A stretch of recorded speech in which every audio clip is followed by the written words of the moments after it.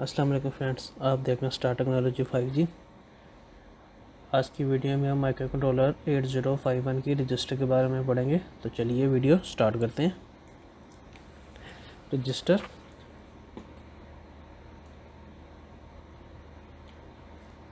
is a small place in a CPU that can store small amount of data used for performing various operations such as addition and multiplication and load the resulting data into the main memory। Register एक CPU के अंदर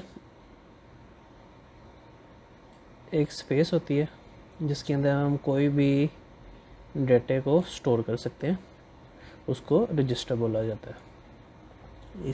इसको use करते हुए हम बहुत से operation perform करते हैं, एडिशन करते हैं, मल्टीप्लिकेशन करते हैं, डेटा को लोड करते हैं और भी बहुत से इससे काम ले सकते हैं।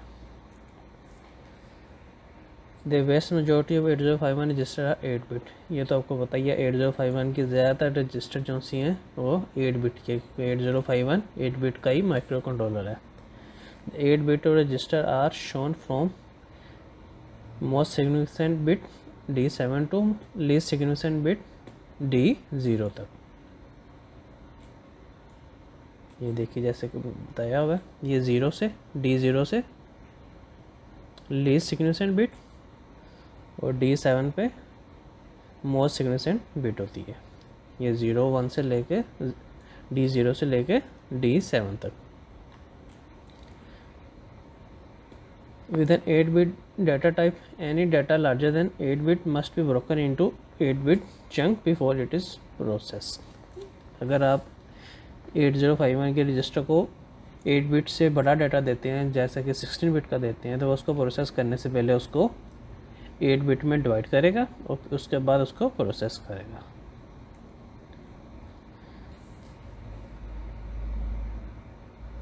The most widely used register in 8051 is ये कम्युलेटर रजिस्टर है, बी रजिस्टर है, ये भी कम्युलेटर की तरह रजिस्टर होती है। आर रजिस्टर है, आर रजिस्टर R0 से लेके R7 तक होती है। DPT है, डाटा पॉइंटर रजिस्टर है। PC है, प्रोग्राम काउंटर रजिस्टर है। और SP है, स्टैक पॉइंटर रजिस्टर। ये देखिए एक कम्युलेटर बी रजिस्टर, ये R0 से लेकर R7 तक। ये DPTR है, ये इसकी हायर वैल्यू है, इसकी लोअर वैल्यू है। और ये PC है, प्रोग्राम काउंटर है।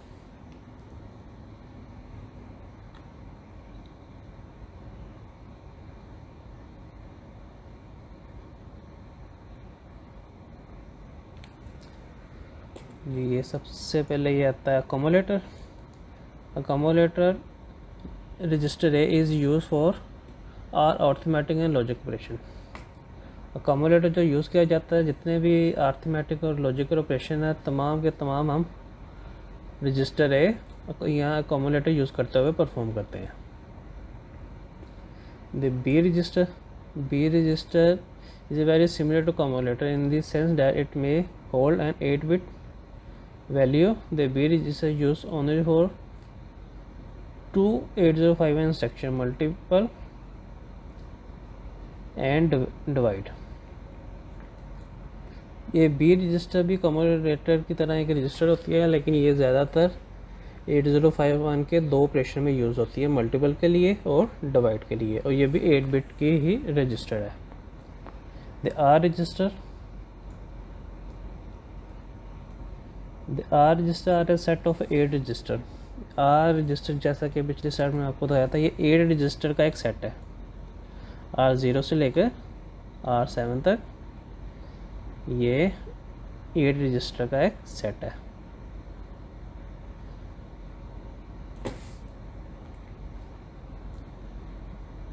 नेमली R0 से लेकर R7 तक। These register function as auxiliary और temporary storage register in many operation. ये आर रजिस्टर को हम बहुत से ऑपरेशन में यूज़ करते हैं। टेम्परेरी स्टोरेज को ये हमें टेम्परेरी स्टोरेज प्रोवाइड करती है, यानी जैसा कि हमने कम्युलेटर में या बी रजिस्टर में कोई भी हमने फंक्शन ऑपरेट किया तो उसका रिज़ल्ट हम इसमें R0 से लेकर R7 में कहीं पर भी स्टोर कर सकते हैं। इसके अलावा भी बहुत से फंक्शन में हमने जब डाटा किसी को स्टोर करना होता है तो आर रजिस्टर को ही यूज़ करते हैं।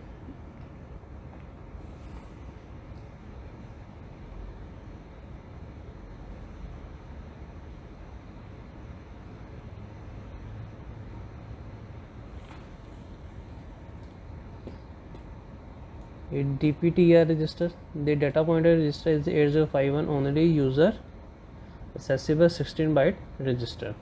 ये जो DPTR है ये एक ही रजिस्टर है जो कि 16 बाइट की होती है, 16 बिट की होती है, यानी 2 बाइट की ये रजिस्टर होती है 8051 में की। DPTR is a means of pointing to data. It is used by the 8051 to access external memory using the addresses indicated by the DPTR. DPTR is the only 16-bit register available and is often used to store 2 byte value. ये DPTR register आप access कर सकते हैं, इसके अंदर आप 2 bite की value store कर सकते हैं। The program counter is a 2 byte address which tell the 8051 where the next instruction to execute can be found in the memory. ये डेटा पॉइंटर रजिस्टर होती है, ये 8051 को बताता है कि अब आपने कौन सी नेक्स्ट इंस्ट्रक्शन एग्जीक्यूट करनी है और मेमोरी में आपको कहाँ पर मिलेगी। जब भी हम 8051 को स्टार्ट करते हैं, ये 00S से अपना प्रोग्राम स्टार्ट करता है। When the 8051 initialize and is incremented every time after an instruction is execute. जैसे भी वो एज जैसे कि 0 0 0 1 पे आता है तो ये इसको प्रोग्राम काउंटर को 1 से इंक्रीमेंट कर देता है, जिससे उसको पता लग गया था कि उसने ये इंस्ट्रक्शन एग्जीक्यूट कर दी है। The stack pointer register, the stack pointer register tell the location from where the next value is to be removed from the stack. When the value is pushed onto the stack, the value of the SP is increment and then the value is stored at the resulting memory location. When the value is popped off the stack, the value is returned from the memory location indicated by the SP and then value SP is decremented। जैसे भी हमने SP register ज़्यादातर use होती है उसके अंदर interrupt के अंदर। जैसे हमने कोई भी काम स्टॉप करना होता है, हम ये वैल्यू उठा के स्टैक में डाल देते हैं SP के अंदर, और SP अपनी वैल्यू को इंक्रीमेंट कर देता है 1 के साथ। उसके लिए हम इसको जो इंस्ट्रक्शन यूज़ करते हैं वो करते हैं पुश की। ये पुश की इंस्ट्रक्शन है जिससे हमें कोई भी डाटा स्टैक पॉइंटर में ऐड करते हैं।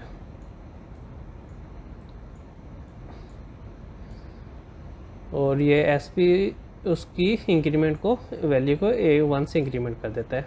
और जैसे हमने उससे हम इंटरप्ट से सोल्व होकर वापस आते हैं, इंटरप्ट को सोल्व होकर वापस आते हैं तो हम दोबारा स्टैक पॉइंटर से देखते हैं हम कौन सी इंस्ट्रक्शन एग्जीक्यूट कर रहे हैं, तो हम उसको पॉप की इंस्ट्रक्शन देते हैं, ये वाली पॉप।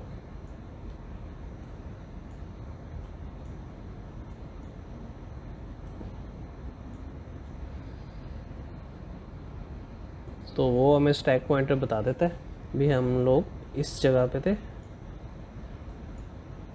तो हम वहाँ से उसको अपना प्रोग्राम को दोबारा कंटिन्यू कर सकते हैं, जिसके बाद उसकी स्टैक की वैल्यू को डिक्रीमेंट कर देता है -1 से। स्टैक पॉइंटर ये होती है लास्ट इन, ये स्टैक पॉइंटर है ना, ये जैसे हम इसके अंदर वैल्यू ऐड करते हैं वो उसके अंदर ऐड करता रहता है 1 2 3 4 5 ऐसी तरह। जैसे जैसे 5 नंबर इंस्ट्रक्शन आपने इसके अंदर पुश की है तो आप सबसे पहले पॉप 5 नंबर ही करेंगे, आप 3 नंबर या 2 नंबर नहीं कर सकते। उसके बाद आपको इसको पॉप करना पड़ेगा, उसके बाद 4 नंबर करना पड़ेगा, उसके बाद आपको 3 नंबर पॉप करना पड़ेगा, यानी कि ये लास्ट इन फर्स्ट आउट होती है।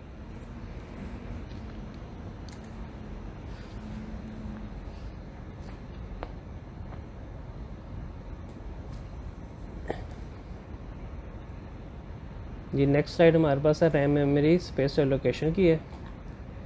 There are 120 byte of RAM in 8051। ये तो आपको पता ही है, रैम 8051 में 128 बाइट की रैम होती है, असाइन टू 00 से लेकर 7FH तक। तो 128 byte are divided into 3 different group as follow. 128 byte को 3 ग्रुपों में डिवाइड किया जाता है, जैसे कि total of 32 byte from location 00 से लेकर 1F तक रजिस्टर बैंक एंड स्टैक। ये 00 से लेकर 1F तक रजिस्टर बैंक और स्टैक के लिए यूज़ की जाती है। सेकेंड है a total 16 byte from location 020H to 2FH तक are set for the bit addressable read write memory. ये से लेकर रीड राइट 20H से लेकर 2FH तक ये रीड राइट मेमोरी के लिए यूज़ की जाती है। A total of 80 byte from location 30H to 7FH are use from the read and write storage car stack pad. ये 80 बाइट की जो होती है लोकेशन, ये 30 से लेकर 7H तक इस स्टैक पैड के लिए यूज़ की जाती है। ये देखिए, ये इस ब्लॉक डायग्राम में दिखाया गया 30 से लेकर 7F तक ये स्क्रैच पैड रैम के लिए,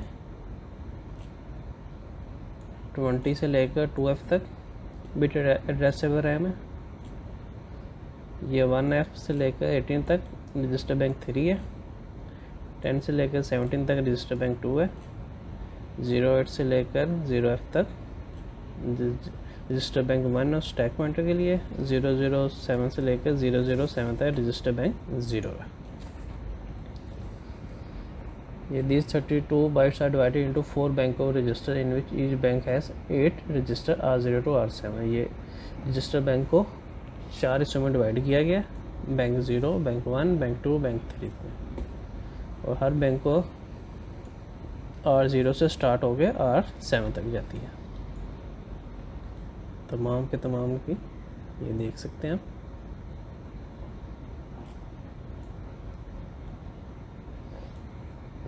RAM location from 0 to 7 are set aside from bank 0 of R0, R7 where R0 is RAM location R0, R1 is RAM location 1 and R2 is RAM location 2 and so on. It is much easier to refer to this memory RAM location with name such as R0, R1 and so on. Register bank is 0 is default and 8051 is power up। जब भी इसको 8051 को power up किया जाता है ये register bank 0 पे आता है, ये इसका डिफ़ॉल्ट है।